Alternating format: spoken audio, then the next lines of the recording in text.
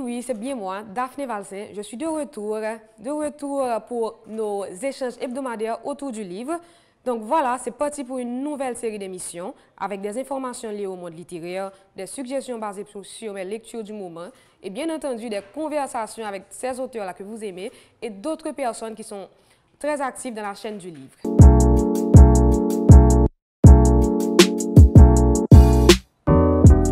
Avant d'aller plus loin, je pense que vraiment des remerciements s'imposent. Merci à vous-même qui t'a regardé toute première saison et qui est là pour l'émission jeudi. Merci à la lunetterie Belle Optique qui, depuis le début de cette aventure, m'accompagne. Et il y a l'autre monde qui vient rejoindre moi en route. Je vais citer par exemple Gomba Bancourt, nous avons tout magasin Mikado et la marque Panas qui nous ont rejoints justement en cours de route.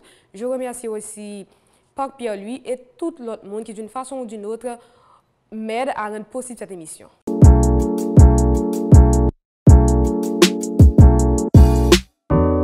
Alors, oui, je suis de retour pour encore vous parler de livres.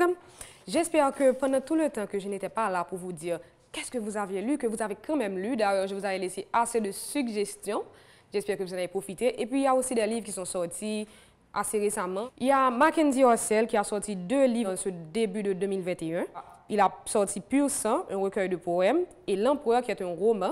Mais malheureusement, ces 2 titres-là ne sont pas encore disponibles en Haïti, mais m'observez pour nous. Dès que ce sera là, je vous ferai savoir. Et entre autres nouvelles de nos auteurs, je dois vous dire aussi que l'écrivain Louis-Philippe d'Alembert est en lice pour la première sélection du prix Mallarmé 2021 pour son recueil de poèmes Cantique de balbutiement, paru en France en 2020.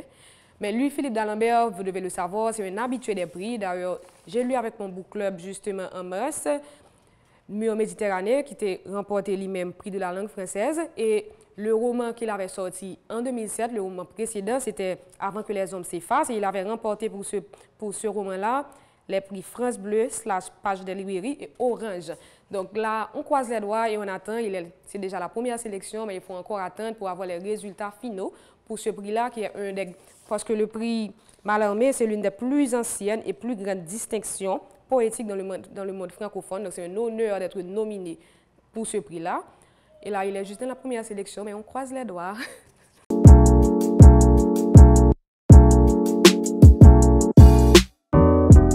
Alors, et si on parlait maintenant d'un prix littéraire décerné chez nous? Donc oui, on va parler du prix littéraire Henri Deschamps, ce prix qui a été créé en 1975 par le conseil d'administration de la société Maison Henri Deschamps, les entreprises Deschamps Friches SA, et il est actuellement sous la tutelle de la fondation Lucienne Deschamps. Le prix Deschamps, comme on l'appelle couramment, il consacre chaque année une œuvre originale écrite en français ou en créole. Le prix a été créé depuis 1975, donc vous vous doutez bien qu'il y a plus d'une trentaine de personnes qui ont remporté ce prix-là au fil des années, même si on a des fois que ça qu'on arrive que le prix n'a pas attribué. Par exemple, il y a des noms qui doivent vous être bien familiers, comme Paulette Poujol-Oriol, Marie-Vieux Chauvet, Daniel Supplice ou encore Roussan Camille. Ce sont des gens qui, par le passé, ont remporté ce prix. La dernière personne à avoir remporté ce prix, c'est Fédia Stanislas. D'ailleurs, je l'avais reçue sur ce plateau où elle parlait de son livre Confidence qui lui a permis de remporter le prix. C'était en 2019. Mais malheureusement, pour 2020, prix Deschamps, pas de bail. Le jury a dit que il n'est pas satisfait de quantité, alors de qualité de texte que il recevoir et le prix n'a pas été attribué. Mais par contre, là, en 2021, c'est relancé.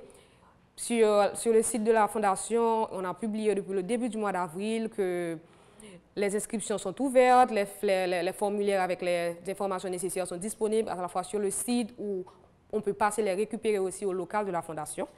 Et là, pour vous permettre de mieux comprendre ce qu'est le prix Deschamps et les critères pour participer à ce concours littéraire, j'ai rencontré pour vous Peter Frisch, qui est l'actuel secrétaire du conseil d'administration de la Fondation Lucienne Deschamps. Je me suis rendue à son bureau, dans les locaux de la maison Henri Deschamps, et là, il m'a expliqué vraiment ce qu'est le prix, comment faire pour gagner, etc. Donc, je vous invite à suivre l'entretien que j'ai eu avec lui.